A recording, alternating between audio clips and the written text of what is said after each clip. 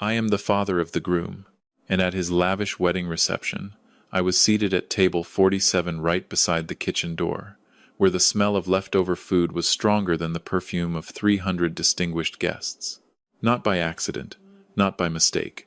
It was a decision. 310 guests were there that evening. Politicians, businessmen, names that only had to appear in a newspaper to become headlines. I sat there in my old Navy suit, a brown paper gift in my hands, squinting through a sea of people just to catch a glimpse of my son's face at the front of the room.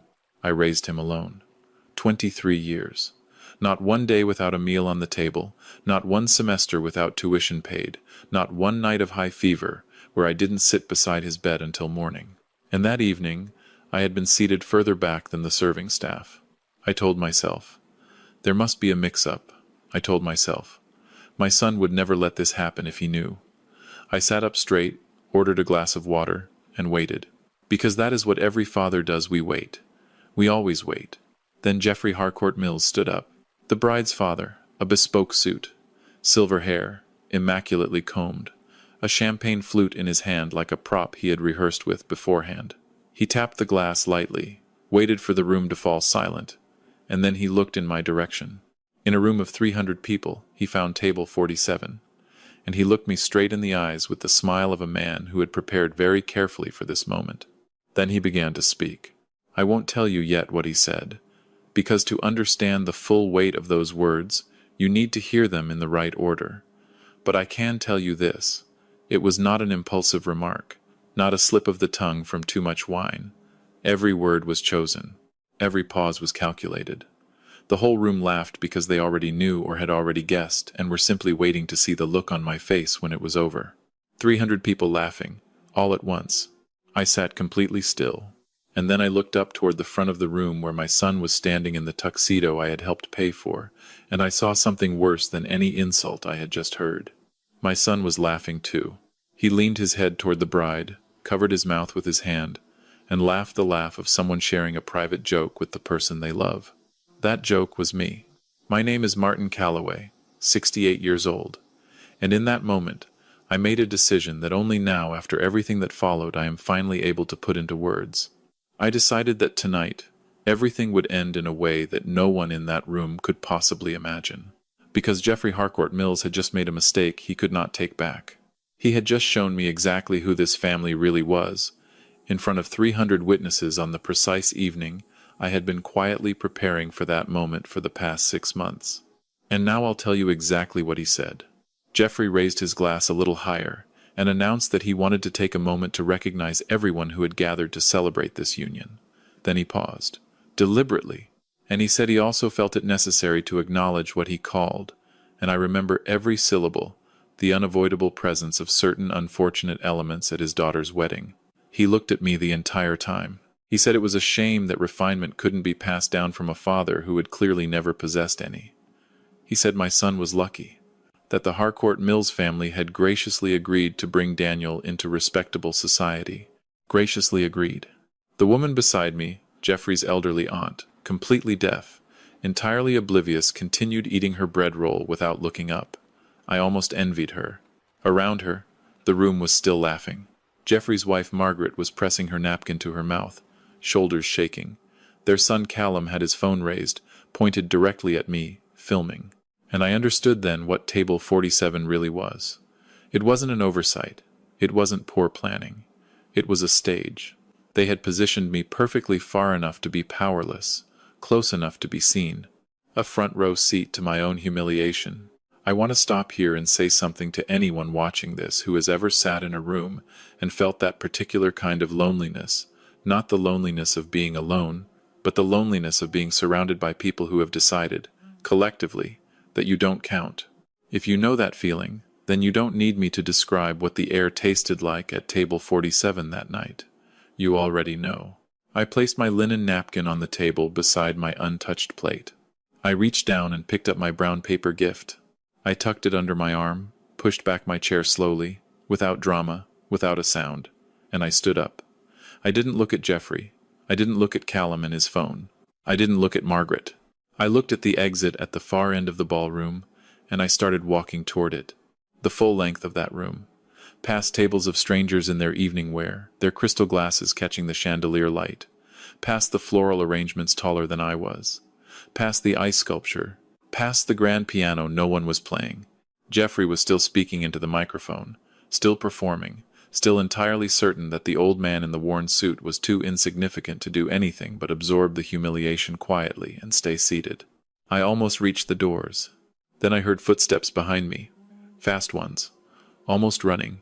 Dad. I turned around. Daniel's bow tie was crooked. His face had gone the color of old paper. His eyes were wet, and he was breathing hard. He'd run from the front of that room all the way to the back, through 300 people, in front of everyone. Whatever it cost him to do that, he paid it without hesitating. Dad, please, I'm so sorry. I froze. I froze. Please don't go. I looked at my son for a long time. I looked at him the way you look at someone you have spent your entire adult life loving, someone you would do anything for, and I felt two things simultaneously. The wound of the past hour, and something else underneath it, quieter and more important. Pride. Because he came after me. Because when it actually mattered, he ran. But I had to ask. I had to know. Because love without honesty isn't love, it's just comfort. Daniel, I said, are you going back in there? Or are you coming with me? He didn't think about it. Not for a single second. He reached up, unpinned the white rose from his lapel, and set it carefully on the floor at his feet. Then he straightened up, took my arm, and said, "Wherever you're going, Dad. Honestly, and I've turned this moment over many times in the months since, I'm not sure I could have done what he did at 32. Walked away from his own wedding. From the woman he believed he loved. From a room full of people who would talk about nothing else for months. I'd like to think I had that courage at his age. I truly don't know." Behind us, I heard Vanessa's voice rising sharply. Then Jeffrey, his polished ballroom tone completely stripped away now, something raw and ugly underneath, shouting Daniel's name like an order. Then Margaret, shrieking something I couldn't make out. We didn't turn around. We walked past the valet stand, past the manicured hedges, past the fountain near the entrance, and we walked toward the harbor. The night air was cool and clean. Vancouver in autumn, that particular smell of salt, water, and cedar that I have loved since the first day I arrived in this city 40 years ago. The lights of the North Shore were reflected on the inlet. Somewhere in the distance, a tugboat was moving through the dark. I took out my phone and made a call. The man on the other end picked up on the second ring. "Martin," he said. "Victor," I said. "It's time. All of it. Tonight." "Understood. I'll begin the full sequence now." I hung up. Daniel was staring at me. "Dad, who was that? What sequence?" I put my hand on his shoulder. He was 32 years old, and he looked, in that moment, exactly like the 9-year-old boy who used to climb into my bed during thunderstorms. "Come sit with me," I said. "There's something I should have told you a long time ago." We found a bench on the waterfront path, under a row of maple trees dropping their last autumn leaves onto the pavement. The reception was still going on behind us. I could see the venue lights through the trees, hear the faint sound of music. They would be looking for Daniel by now. Looking for both of us. "Son," I said, "what do you know about my work?" He blinked. "You're retired. You did resource consulting. You worked up north for years, you said." "That's what I told you," I said. "That's what I told your mother for the first 9 years of our marriage." I took a breath. "Daniel, my name is Martin Calloway. That part is true, but I am not a retired consultant. For the past 41 years, I have been the founder, majority shareholder, and sitting chairman of a holding company called Callaway Pacific Holdings. We carry no public name. We operate through subsidiary structures and intermediary entities. But Callaway Pacific holds controlling positions in approximately 19% of TSX-listed resource and energy companies. We also hold substantial positions in Pacific agriculture, commercial real estate across 3 provinces, and a private infrastructure fund in Southeast Asia." Daniel was perfectly still. "As of last Thursday's market close," I said, "my personal net worth is 2.1 billion Canadian dollars. He didn't speak. He couldn't. He was looking at me the way you look at a room you've lived in your whole life when someone switches the lights on properly for the first time and you realize the walls are a completely different color than you thought. "I never told you," I said, "because your mother and I made a decision the week you were born. You would grow up without the weight of it. Normal school, public transit, summer jobs at the marina. Frances said, and I remember her exact words. She said she would rather raise you hungry and decent than comfortable and hollow. She used that word specifically, hollow. Your mother was very deliberate with language. I paused. When she got sick, I asked her if I could tell you. She said no. She said wait until he has built something of his own, until he knows who he is without the money underneath him. She made me promise, and I kept it. Dad, let me finish. There's a house in West Vancouver, the one I live in. I told Vanessa it was a rental I'd moved into after downsizing. It isn't a rental. I've owned it since 1992. It has a garden Frances planted along the back wall, a view of the inlet from the upper floor, and a cottage on the property where a man named Victor Ames lives. Victor has been my private secretary for 29 years. You met him once, when you were 6 years old. You called him Uncle Vic. He gave you a model train set that you kept until you were 14. Daniel's voice dropped to almost nothing. Uncle Vic. I remember Uncle Vic. Yes. A figure appeared at the far end of the path. White dress catching the light from the promenade lamps. Running, or close to it, the hem lifted in both hands, heels striking the pavement unevenly. Vanessa. I had been watching Vanessa Harcourt Mills for 18 months. Quietly, carefully. The way you watch something when you love someone enough to see clearly what they cannot see themselves. And I knew, from 50 meters away, the difference between her real tears and her operational ones. These were operational. Darling, she called out. Daniel, please, come back inside. Dad didn't mean it the way it sounded. You know how he gets at events. It was a joke. It got out of hand, please. Daniel stood up slowly. I stood beside him. Vanessa, he said, stop walking. Stay where you are. She stopped about 15 paces from us, chest heaving, mascara tracked down both cheeks. My father just publicly humiliated mine, Daniel said, in front of 300 people, into a microphone. Your mother laughed. Your brother filmed it. And you stood next to me at the front of that room and you said absolutely nothing. I need you to tell me right now, honestly, what you think should have happened in that moment. She opened her mouth. Darling, what was I supposed to say? He's my father. I can't just... That's all I needed to know, Daniel said. He turned to me. Dad, where are we going? Victor will be here in about 10 minutes. I'd rather walk. So we walked. Past Vanessa, who had begun making a sound I recognized from my years in boardrooms, the sound of a plan coming apart faster than the person can process it. Past a cluster of guests who had spilled out the venue's front entrance, phones raised, watching. Past Jeffrey himself, who appeared at the top of the steps with his silver composure entirely gone, his voice raw, calling Daniel's name like a man who has just realized the ground beneath him is not as solid as he believed. Daniel did not look back once. We reached the seawall and stopped there. The city lights were on the water. A container ship moved in slow silence across the inlet. Daniel had stopped shaking, but his face was still the face of a man in the middle of understanding something very large. Dad, the phone call, the sequence. What exactly did you tell him to do? I sat down on the railing. He sat beside me. About 7 months ago, I said, I began to suspect that the Harcourt Mills family was not what it presented itself to be. I asked Victor to research them. Quietly, thoroughly. The kind of research that requires significant resources and considerable discretion. He found things. Jeffrey's wealth is largely a performance. His grandfather built real money in Pacific forestry in the 50s. His father preserved it modestly. Jeffrey himself has been a catastrophically poor steward. 15 years ago, he made a series of devastating speculative investments, private equity in Indonesian real estate, and came very close to losing everything the family had ever built. He concealed the losses by leveraging the family estate in the Okanagan Valley.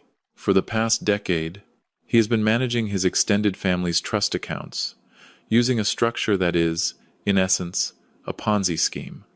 The cousins, the aunts, the relatives who believe their trusts are intact and growing. The money isn't there. It hasn't been there for years. Daniel pressed his hand over his eyes. There's more, I said. Callum, he said quietly. Vanessa's brother. Yes.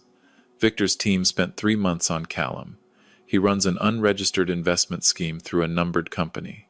51 investors, the majority of them retirees, approximately $14 million received. The money is gone. 6 days ago, I provided a complete documentation package to securities regulators through an anonymous channel. By Monday, they will have everything they need. I estimate Callum has 30 days before the arrest. Probably less. Daniel was staring at the water. And Vanessa, I said. My voice almost broke. I let it almost break. Then I continued.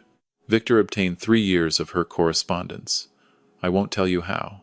Vanessa has been in a sustained relationship with a man named Sebastian Crane, a barrister based in Calgary, married, 2 children, since 4 months before she met you. The relationship has continued without interruption throughout your entire time together. There are emails, there are hotel records. There was a reservation for the night before your rehearsal dinner. They were together that night. Daniel sat down on the seawall, slowly, like a man whose legs have quietly stopped working. Why didn't you tell me? 6 months ago, 3 months ago. Why did you let it go this far? Because, I said, you would have argued with me. You would have said I didn't know her.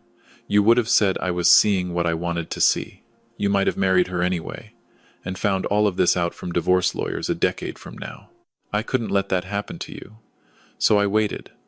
I waited for tonight for a moment where you could see, with your own eyes, exactly who these people are when something is required of them. And tonight you saw it. He put his head in his hands. I sat beside him and said nothing, because some things need a moment of silence before they can be properly held.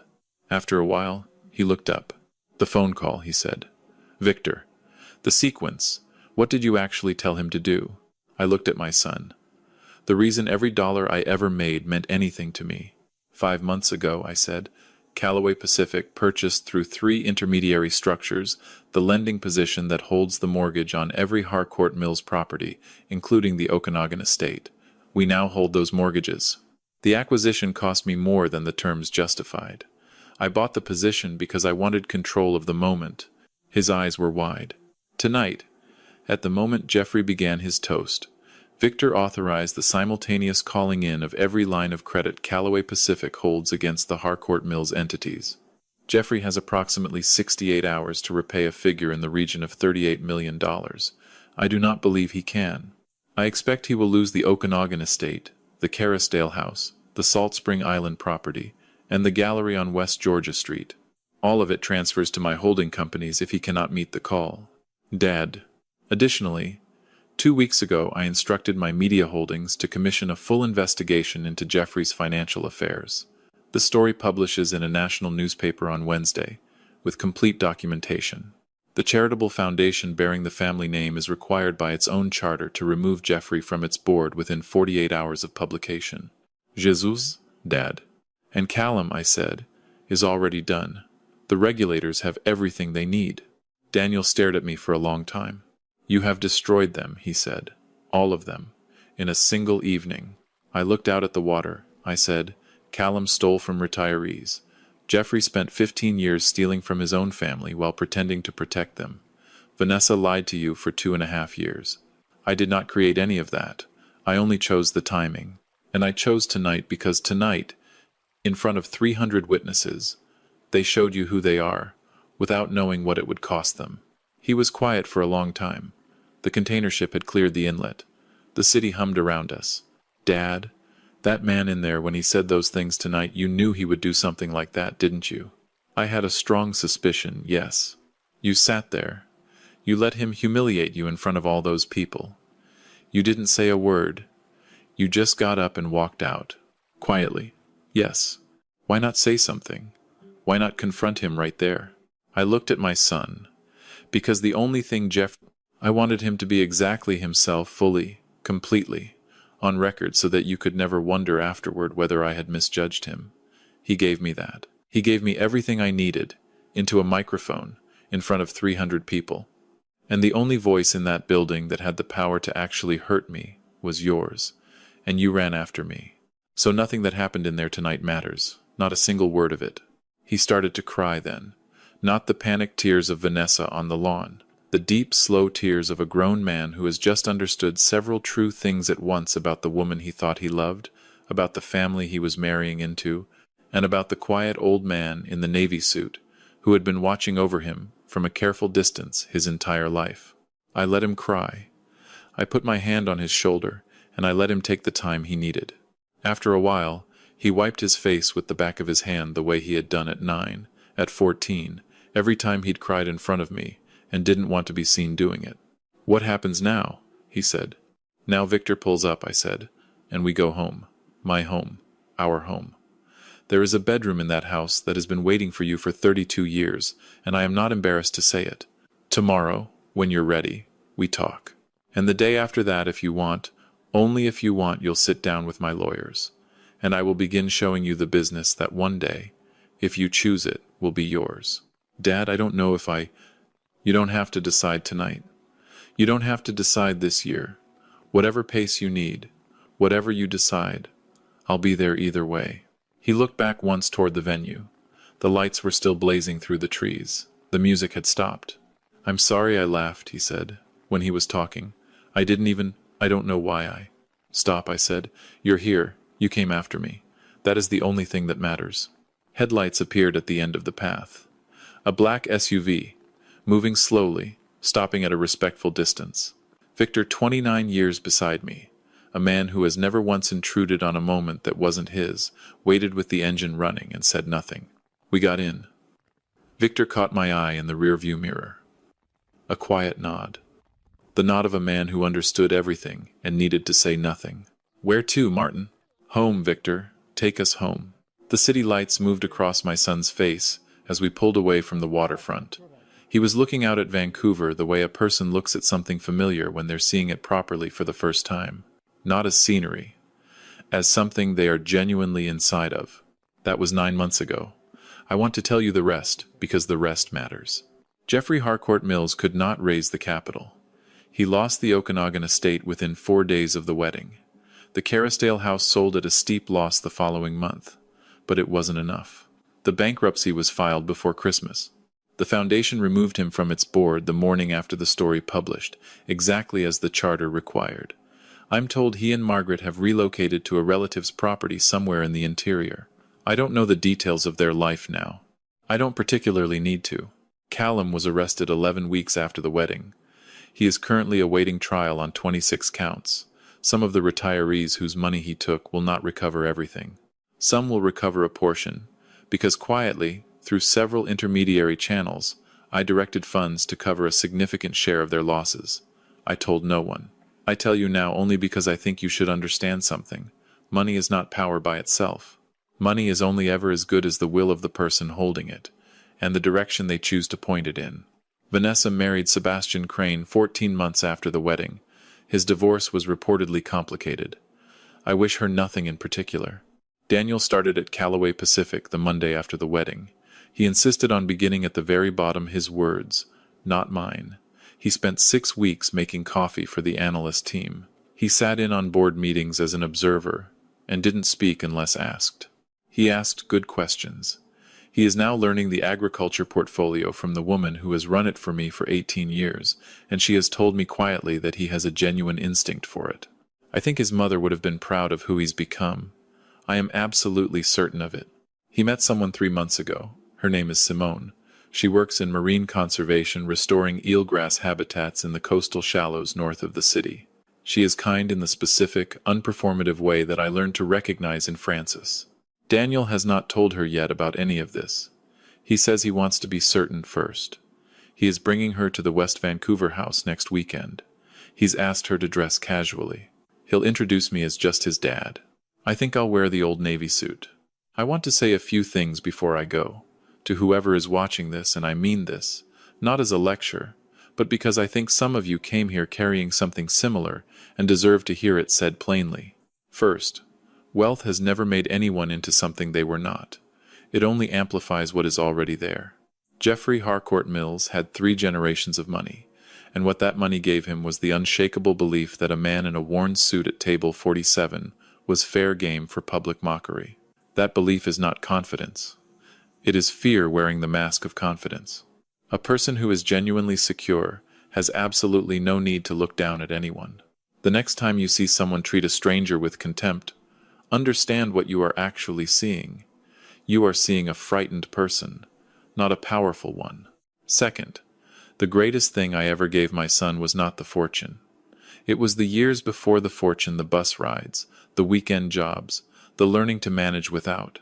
Those years are the reason he dropped that rose on the floor and walked out with me. Character is built in the ordinary years. You cannot purchase it later, no matter how much you have. Third, and this one is for anyone who has ever frozen in a room when someone they loved needed them to speak. Please hear this clearly. The shame is not in the freezing. We all freeze. The only shame would be in walking away afterward and pretending it didn't happen. Daniel ran after me. He caught me at the door. He made it right. You can make it right too. Most things between people that feel permanently broken will respond to repair if someone is willing to be the first one to start. I want to know where you're watching from. I read every comment, and I mean that genuinely. Drop a 1 in the comments if you think Daniel made the right call walking away from that wedding. Drop a 2 if you think he should have stayed and tried to fix things from the inside. Drop a 3 if you have ever sat at your own table 47. If you have been in a room where someone decided you were the punchline and had to decide quietly what to do with that. Because I would very much like to know what you did, whether you stayed or walked out, and what happened to you afterward. Tell me what city you're in. Tell me what time it is where you are right now.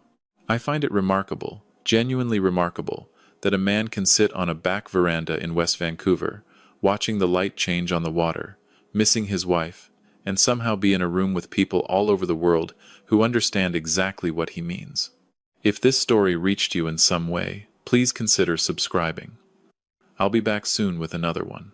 This is a fictional story inspired by real emotional experiences, fully rewritten and reimagined in Vancouver, British Columbia, to create original content. Any resemblance to real people or events is entirely coincidental.